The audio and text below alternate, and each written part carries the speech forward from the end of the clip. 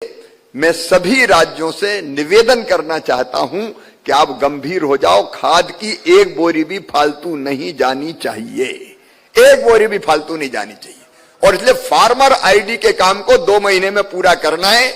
मैं तो अतीश जी ये कहूंगा कि कंट्रोल रूम बना के रोज हम रिव्यू करें, मॉनिटरिंग करें, किस राज्य में कितने बन गए, कितने रह गए।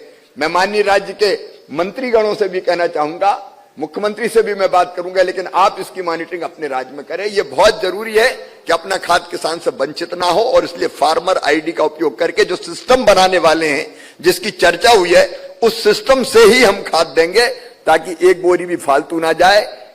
ऐसा नहीं हो कि खेती के अलावा कहीं चली जाए। और किसी भी हालत में ब्लैक मार्केटिंग नहीं होनी चाहिए, उसकी भी हम लोग पूरी ताकत के साथ चिंता करने का काम करेंगे।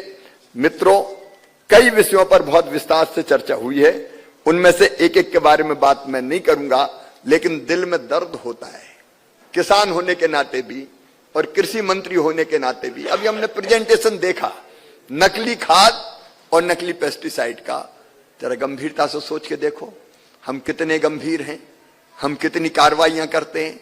हमारे यहां इंस्पेक्टर्स ही नहीं है, जो है वो कार्रवाई ढंग से नहीं करते। हमारे पास लैब नहीं है, और अगर कहीं कोई पकड़ा भी जाता है तो साक्ष्य के अभाव में फिर छूट जाता है। 4 राज्यों में कार्रवाई, सजा का प्रतिशत 0। इसका मतलब बहुत गंभीरता से इस विषय में सोचने की जरूरत है। मुझे अच्छी तरह याद है, यह मंच भी अच्छी तरह जानता है कि जब हम विकसित कृषि संकल्प अभियान के में किसानों के बीच में गए तो सबसे पहली बात उन्होंने यही कही कि हमको नकली खाद से बचा लो, हमको नकली पेस्टिसाइड से बचा लो।